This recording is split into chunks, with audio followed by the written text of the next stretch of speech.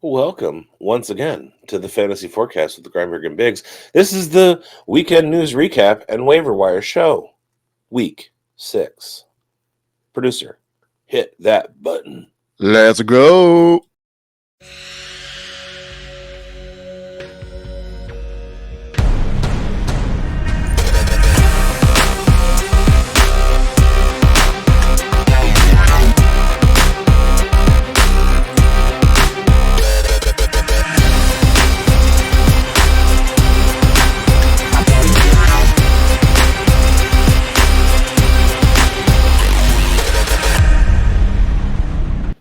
Welcome back to the Fantasy Forecast with Grindberg and bigz, ladies, gentlemen, and you. He is Grindberg. I am bigz. We are here to discuss the weekend that was in the NFL for Week 6 in fantasy, and we had some hits, we had some misses.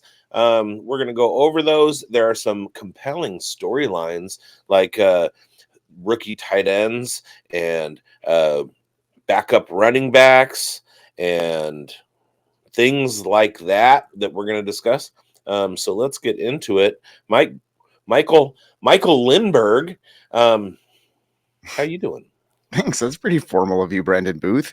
It was pretty good, man. I'm doing all right. It was a pretty stormy weekend here, so the temperatures are changing. So we got a really bad rainfall, and it got cold. So all the leaves are pretty much now just falling, and we're at about 32 degrees here right now. So it's pretty chilly. I had an anniversary weekend.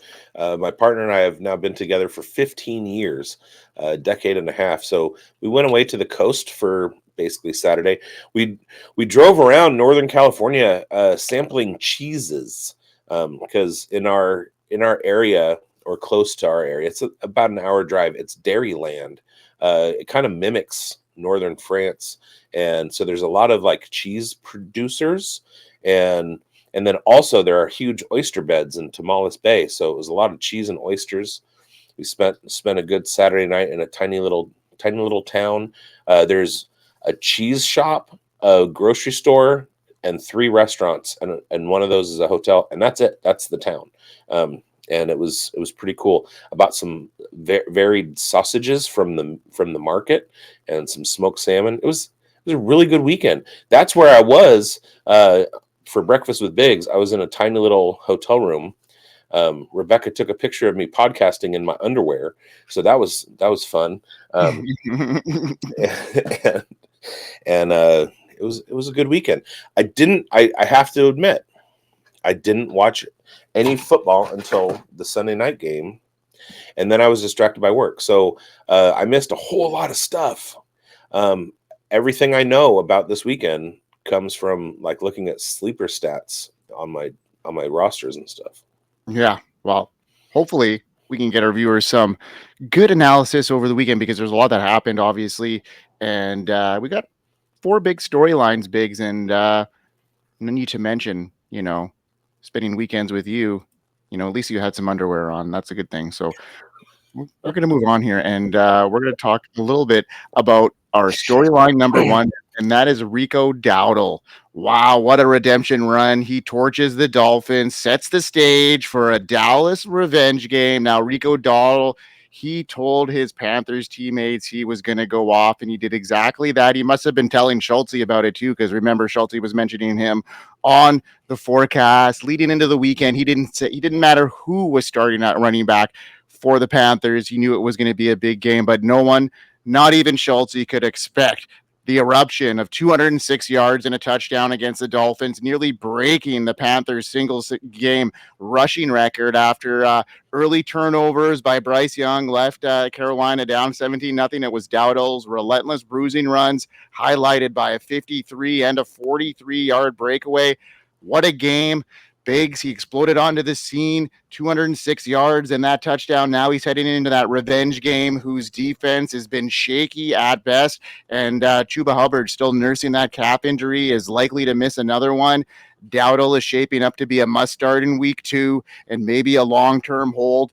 Or should fantasy managers treat him as a 1-week wonder against a soft run defense? Or what are you doing with him, essentially?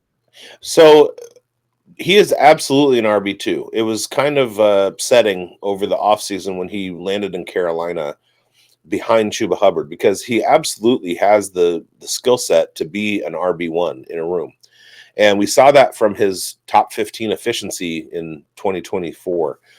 So yeah, he's a must pickup if he still is on your waiver wire. He's definitely a must start if Chuba Hubbard doesn't go, and he's a hold if regardless. I have him drafted in a bunch of leagues just because he presented himself as a good handcuff, and with Chuba behind Chuba Hubbard, and Chuba actually did get hurt, and so he paid off in a bunch of leagues for me. And Schultze was right about the matchup. It was a must start for either of those two guys, and they are both must roster fellows. Yeah, exactly. And I think that was a game that is just going to be one that cements him and keeps him relevant. And we're going to be talking a little bit more about Rico Dowdle as the show goes on here, Big. So Jonathan, the next one. Let's skip it. You want to skip the next one? How come? Because it was evil. How do you go for 2 with a 30-point lead, you jerks? I get it. Okay, I'm sorry. I'm just ignorant. I'm sorry. It was against your Raiders. I get it. I'm sorry, Biggs. Jonathan Taylor dominates in the red zone. Dominates, and he's reminding the league why he's no pushover, and Jonathan Taylor made sure everyone felt it.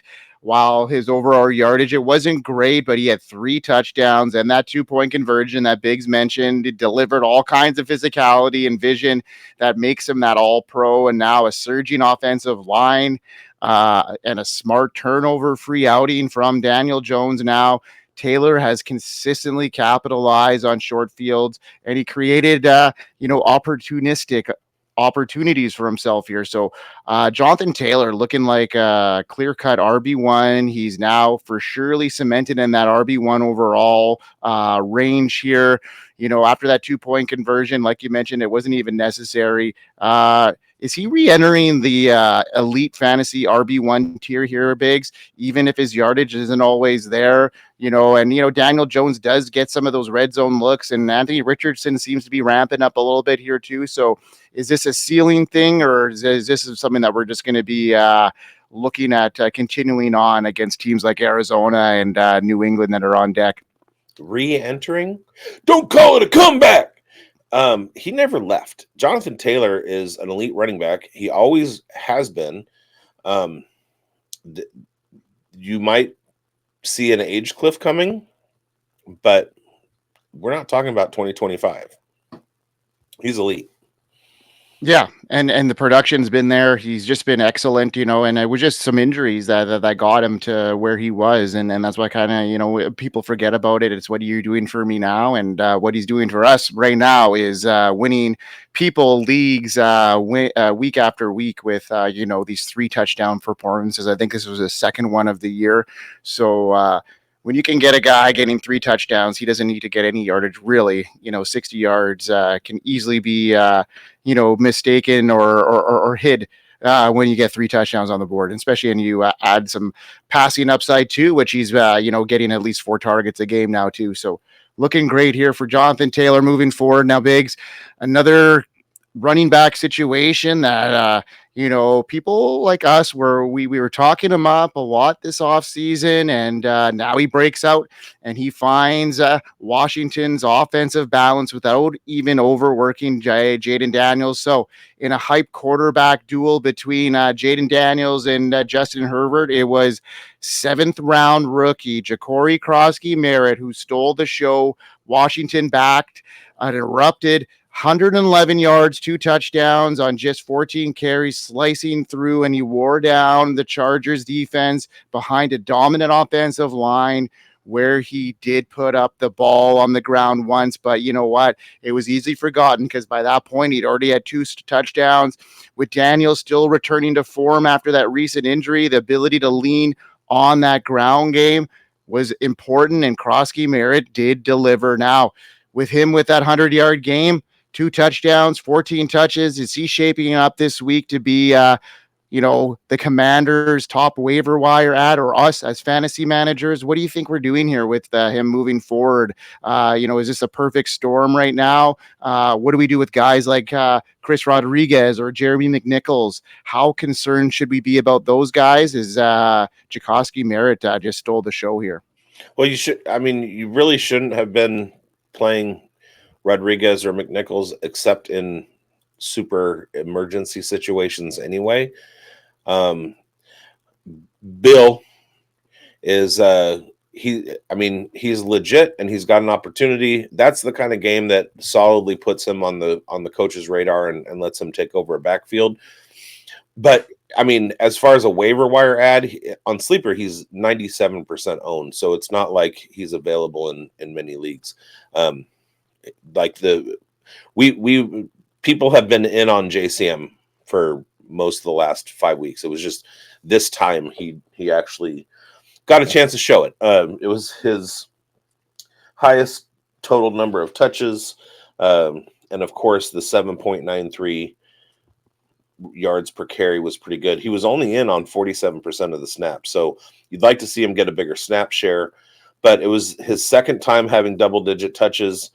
He had touchdowns in both of those games, and in those games, he's had yards per carry of 8.2 and 7.93. In week 4, he had a yards per carry of 6.71, and he's currently sitting as RB22 with 6.58 yards per carry. So at 6.5 yards per carry, if he sustains that over the course of the season and gets 150 more rushes, he's definitely in top 10 conversation. So everything kind of regresses back to the mean. Is it going to be his yards per carry? Possibly. But I do definitely see him finishing in your top 15, top 20 running backs for the season. So if you haven't already gone and picked him up and he happens to be on your waiver wire, which is kind of crazy, go make that claim. And he's definitely a trade for candidate if you need some RB help. There you have it. Yeah, definitely on Sleeper, he's nabbed up, but on some of these ESPN Yahoo leagues, there's still some availability here. So we'll add them to our list as we get through the show here. And then one more big news line here that we got to cover, bigz, and we both have been talking about him for a while. He's a guy that I had highlighted earlier in the season, in the off season, as a guy that I felt was going to make the 53, the starting lineup right out of the gate, not just the 53, but actually like being in the starter. That was a bold prediction. And then I, went further and got him as a top 15 finish. And it looks like he's right on target to do that. He is sitting right now at, wide receiver 5 overall headed into Monday night. And it's incredible stuff from the rookie Emeka Egbuka, Tampa's 19th overall pick. He's making waves, not just as a contributor, but as a historic performer through 5 games. He became the first NFL player in history to record at least 25 catches, 400 receiving yards, and 5 touchdowns, a triple crown of receiving stats that signals an elite start to his career. His week 5 outing against the Seahawks, it was a masterpiece as he racked up 7 receptions, 163 yards, and a touchdown, including a third down conversion and clutch third down conversions and explosive plays. Now bigz, with Egbuka showing historic production and early becoming the clear wide receiver 1 in Tampa, how sustainable do you think his role and scoring upside are throughout the season, especially as defenses start to adjust? Is he a buy high candidate right now, or are you trying to take full advantage of his stock and selling him? You keep him. Absolutely. You don't sell him. Buy high, but who's going to be willing to give up on him? One of the things is on these shows, we tend to talk about short-term things, explosive weekends, things like that. So it's the trending topic without looking at the actual long-term ideas. And we saw Egbuka coming. We knew coming out of college that he was going to be one of the elite guys in this wide receiver class from 2025. And he's hitting a little bit earlier than most rookie wide receivers do. but he has carved out his own niche in that offense. There's not going to be target competition from Evans when he comes back. McMillan is going to come back at some point, but they love him too. In Dynasty, especially long term, like McMillan and Egbuka moving forward over the next few years are going to be absolutely popping.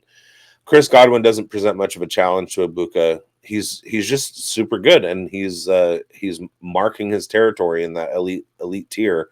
So yeah, if somebody's willing to give him up, go for it. Totally. Yeah, I'm giving up lots for him right now if I could. I mean, he's on a lot of my rosters, so I'm not too concerned, and he'll propel me in a lot of leagues this week with some monster performance. So, and I do, before we move on to the we have breaking news. Omarion Hampton is now on the IR. Oh, and fire up your Hassan Haskins shares. Or your Kamani Vidal too. You know, we talked about him last year a little bit as well. So a couple of guys to be adding on our radar as we head into the the home stretch here. But I did want to talk real quick about the rookie tight ends in fantasy, especially like this last week. Yeah. We've been talking about rookie tight ends for quite a while, and one of the things on most of our shows that I was trying to pose, one of the questions I was trying to ask, especially to Andrew Cooper, shout out at Cooper Fiasco, friend of the show, was, is this an elite class of, because there are usually only a couple tight ends per class that hit. Is this an elite class where 5 or 6 are going to hit, or are we going to see a bunch of fall off? And when you look at like this week, we had Theo Johnson finishing so far, as Monday night still hasn't happened, but Theo Johnson finishes tight end 3, Mason Taylor tight end 7, Tyler Warren tight end 10, Harold Fannin tight end 14. There are a ton of rookie tight ends that are absolutely going off. Gunnar Helm got some points. Mitchell Evans got a touchdown.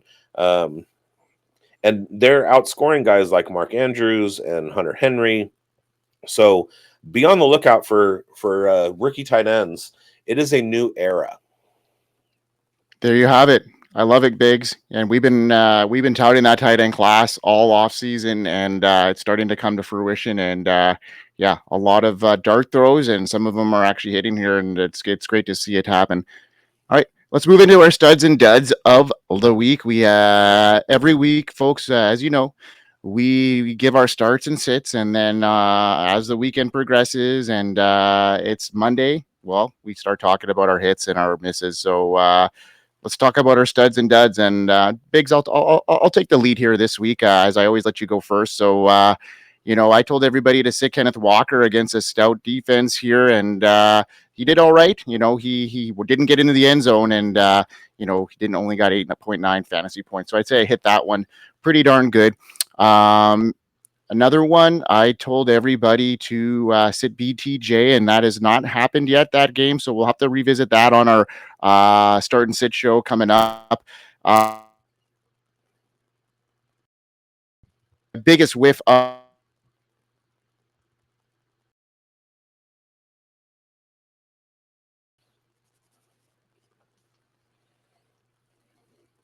still a guy that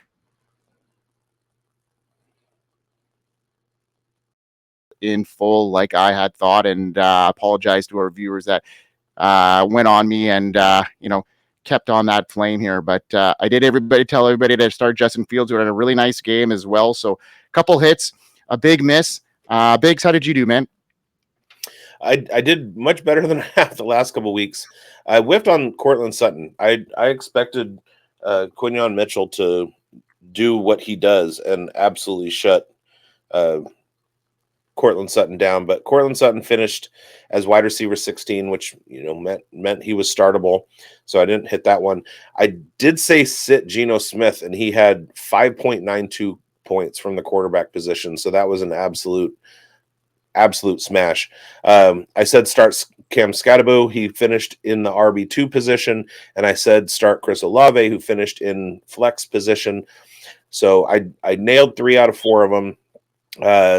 Did a little better than than Schultze. Schultze got the Chuba Hubbard one. Judkins will give it to him for the 100 yards. But he said sit Baker Mayfield, who had an absolute stunner of a game. And then where did Kamara finish? I don't know if it was that great. Kamara, I think he had 4 catches and something like 30 yards on RB 27. So yeah. Schultze nailed that one.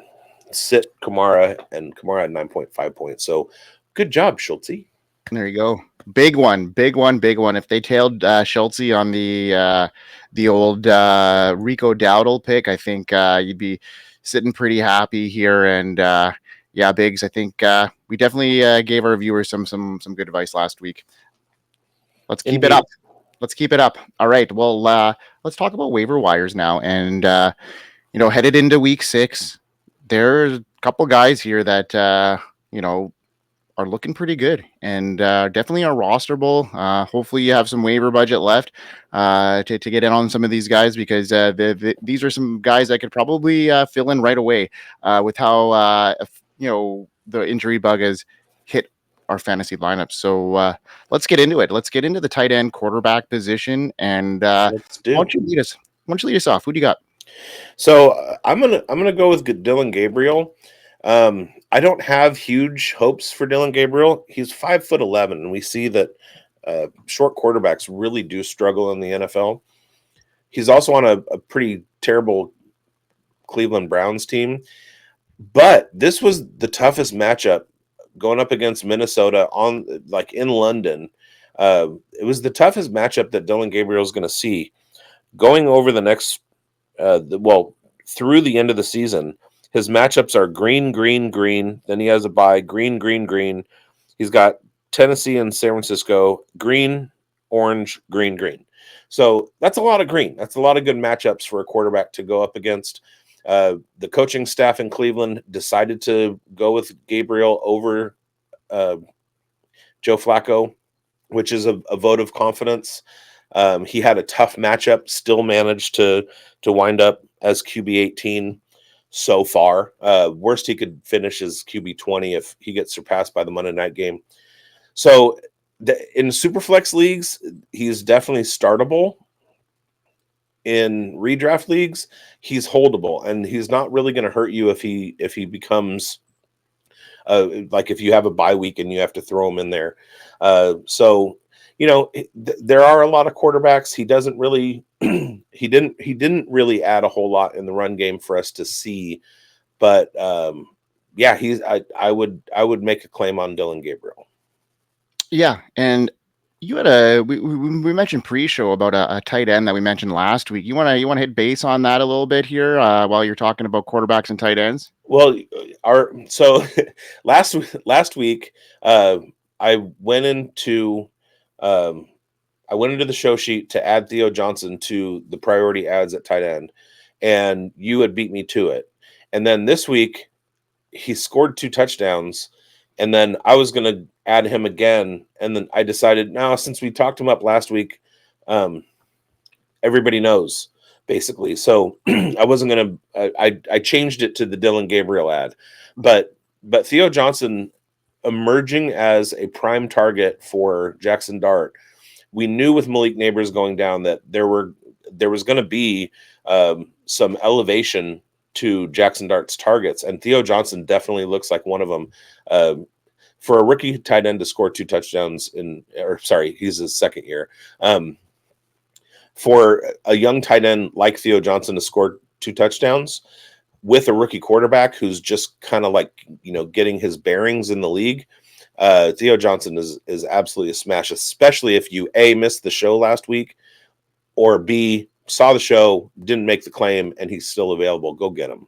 Yeah, we don't want to keep repeating them, but those are some ones that, we want to remind people that if they're still around, they're certainly worth the ad. And for me, at that tight end quarterback style position, I'm going to talk about Darren Waller, who I'm just he's turned my head since returning to the field in week 4. I mean, his recent performance, it signals he's becoming a key asset at that position and for the Dolphins. And with Tyreek out for the season, Waddle's target share has spiked, but allowing him to showcase his knack for making plays in the middle now. And Waller caught all 5 of his targets last week, 78 yards and a touchdown. And the week before, 2 touchdowns, being a red zone target.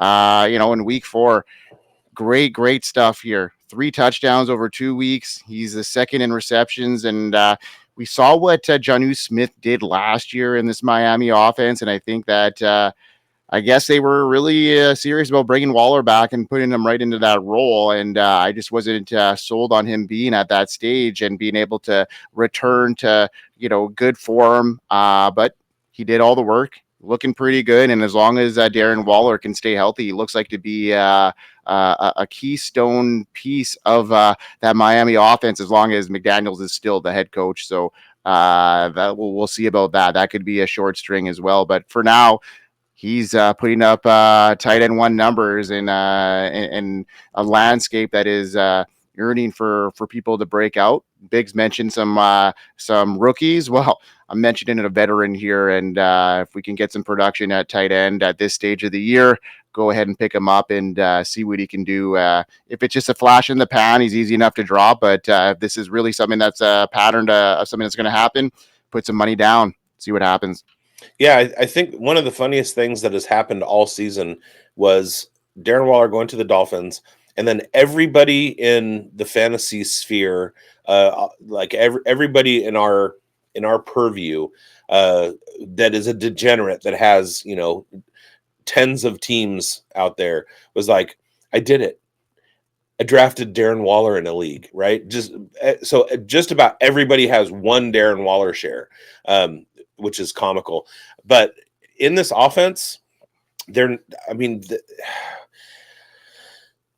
he's going to be touchdown dependent. So if he goes a week where he only has 5 targets and he doesn't score a touchdown, he's not really going to pop. But it looks like he's absolutely somebody that Tua is looking for in the red zone. Waddle proved once again that he is just not it. So it's going to be the Achane and Waller show, unless Malik Washington takes a big leap up. Darren Waller's here to stay, folks. There it is. Yeah, I mean, until he retires again. Or not, whether we think it's going to happen, it's happening, folks, and better be on the train than off. Yeah. All right, bigz. Let's get into wide receivers here. Wasn't too much happening, but there was a big performance from a Dallas wide receiver that you're going to highlight here. So CeeDee Lamb got hurt, and there was some question. There was no question that George Pickens was going to become the wide receiver 1 with CeeDee Lamb out. But there was some question as to who was going to kind of emerge as the wide receiver 2 in the offense. And a lot of people had Jalen Tolbert. That didn't really pan out in this game. Kevontae Turpin didn't really pan out in this game.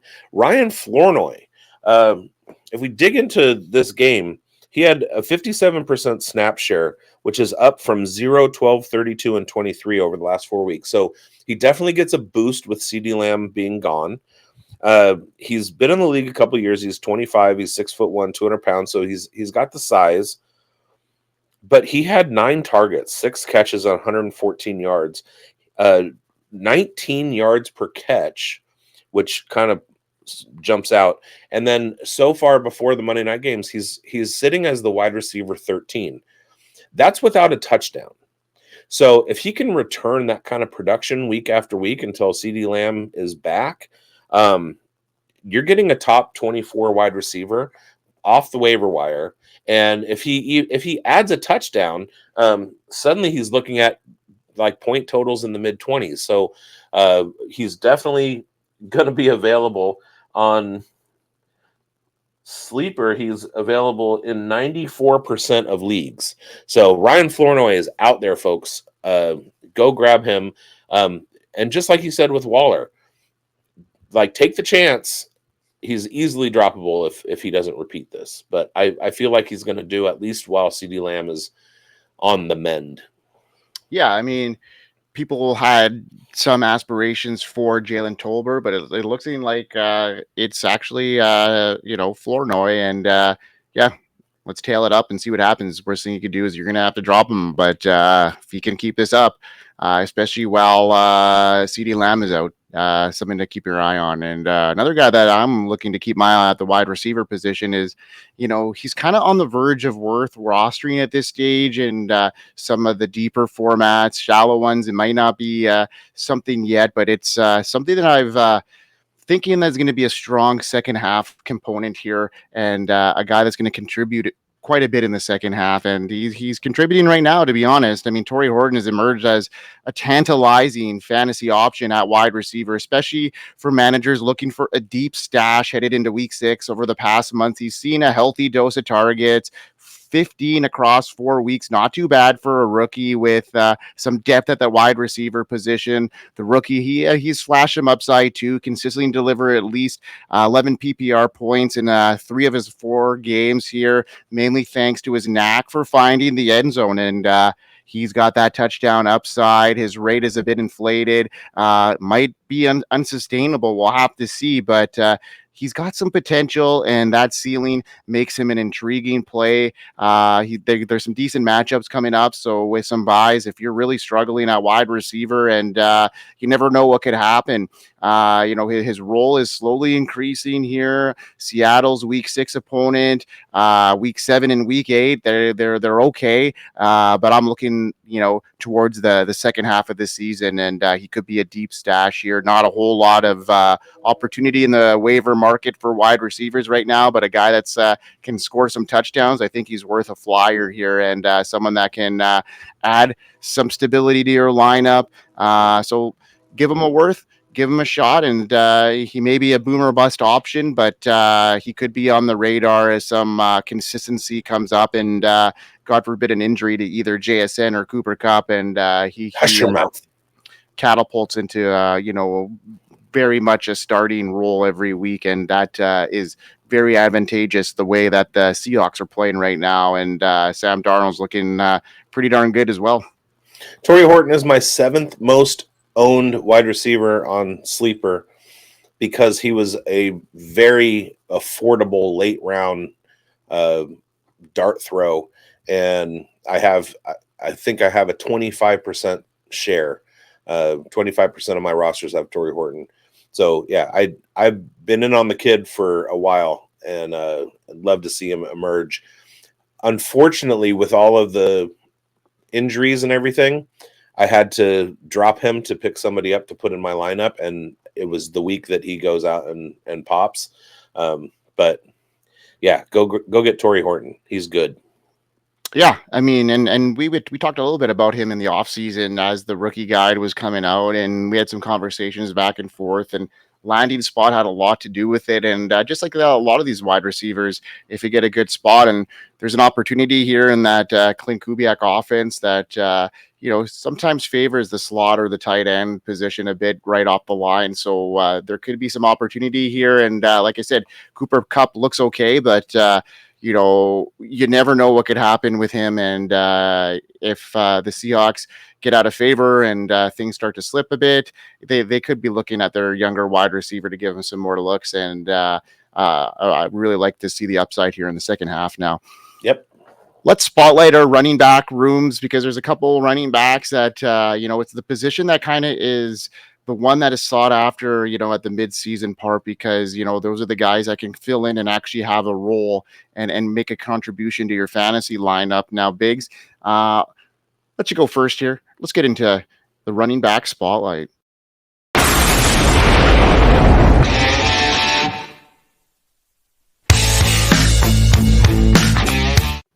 All right, the game script didn't really favor it, but there is a running back who returned to action after starting off the season on IR.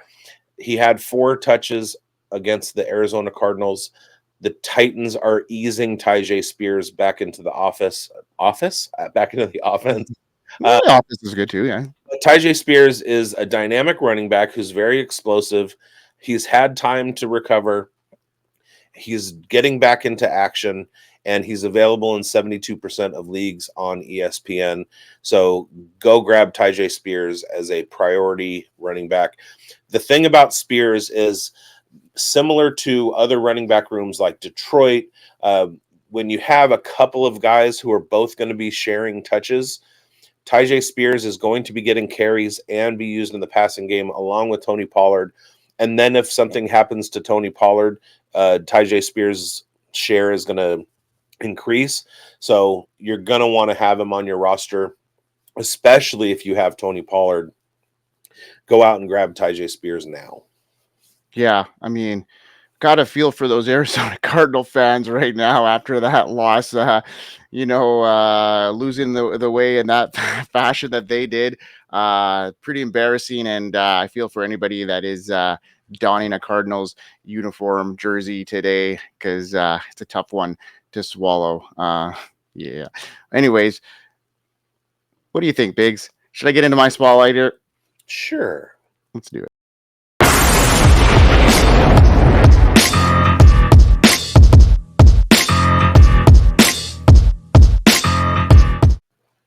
Well, I mean, a lot of us kind of got on the wagon probably late Saturday when we officially got the notice, that Chuba Hubbard wasn't going to start, and his rate has gone up. But I mean, if Rico Dowdle is somehow still on your waiver wire, 46% owned, vacant still on ESPN and Yahoo leagues currently, you better get out and get him, because even if Chuba Hubbard does come back in a week or two, Rico's shown that he's worth some playing time for sure. He's going to cut into that workload for sure. He exploded. We talked about earlier on the show, 206 yards rushing on the ground, and one of the best running back performances by a Panther ever. And they've had some good running backs play for them in the past. So pretty remarkable stuff from Rico Dowdle, a guy that played for the Dallas Cowboys last year, and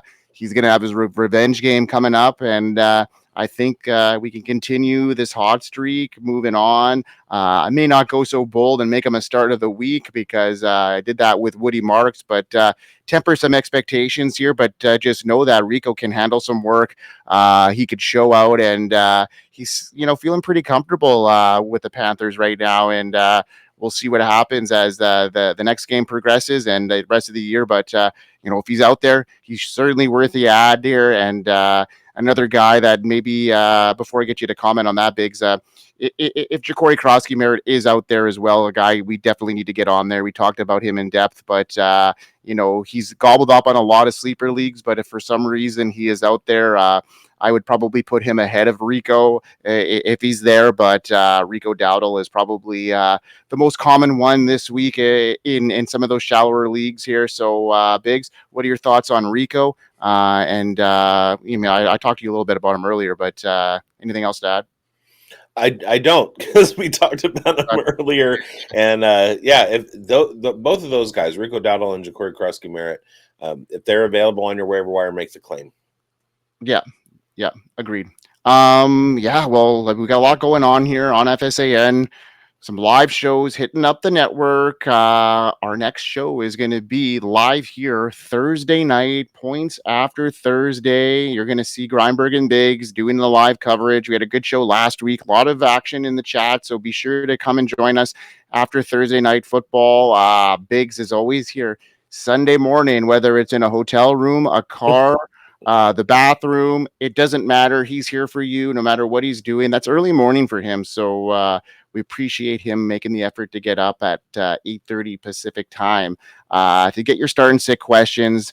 And then also be sure to follow up with Spilled Coffee right after. The crew does a good job there answering everybody's starts and sits questions as well. So big time stuff happening, but got a lot more on the go. Merch shop going full force. Make sure that if you want to get some fantasy forecast merch, be sure to use our code forecast15 for 15% off. Biggs, you got some pickles happening. There's some pickling going on here? There is some pickling. Go to Chris's Smoked Pickles on Facebook. Send Chris a message on Messenger and tell him Big sent you. And go order yourself some pickles. If you don't like pickles, there's some really good smoked trail mix. He's got smoked meats and cheeses. He's doing big things up in Big Lake, Alaska, and his food is absolutely delicious. Food, cheese, Cheese. oysters, all of the above, bigz. It was hope you had a great time this weekend. I'm looking forward to rounding off, getting everybody started off for week 6 like we did, but continuing that on Friday and Saturday with the Dynasty Pulse crew at the weekend warm-up Friday morning, and then obviously on Saturdays with our start and sit show, our quick hitters. We're Giants and Eagles Thursday night. Jackson Dart in action. Yeah, you're going to be able to talk about your boy. Maybe we roll about 10 minutes early or something and get some in-game action or something. Or not. Yeah, let's watch the whole game. Let's do it. I love it. All right, folks. Anything to add to that, bigz? Nothing. I'm good. All right, folks. From all of us on the Fantasy Sports Advice Network and the Fantasy Forecast, we hope you win. We hope you win, folks. Peace out, everyone, and we'll see you next time. We are here. FantasySportsAdvice.com, offering the best fantasy sports social media platform. Why join endless Discord communities or the trolls of Reddit? Fantasy Sports Advice is a community designed to help you win with 24/7 support. Go to FantasySportsAdvice.com and become a pro member for unlimited access. Again, go to FantasySportsAdvice.com.